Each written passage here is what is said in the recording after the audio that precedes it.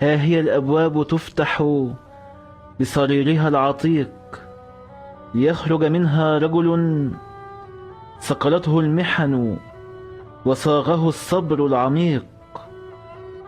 تتجمع الوجوه حوله، قلوب تلهج بالشكر والدعاء، وأعين تلمع ببريق الوفاء. فالظلم وإن طغى لا بد أن ينحسر، والحق وإن غاب لا بد أن ينتصر.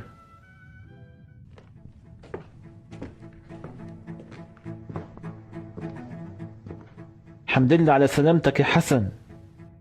عبد الله على سلامتك يا حسن. عبد الله على سلامتك يا حسن. عبد الله على سلامتك يا حسن.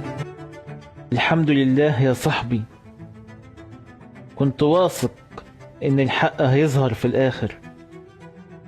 بارك الله فيك يا زين الدين، ما كنتش هقدر أعدي المحنة دي لوحدي.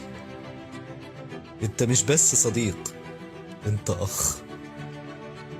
فعلا زين الدين أثبت أنه أفضل صديق. الله يبارك فيه ويجعل الخير على إيديه دايما.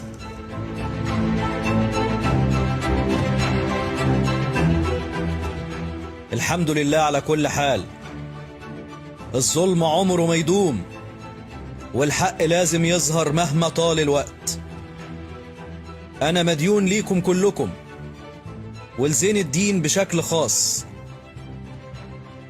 ما كنتش هقدر أرجع النور لحياتي من غيره.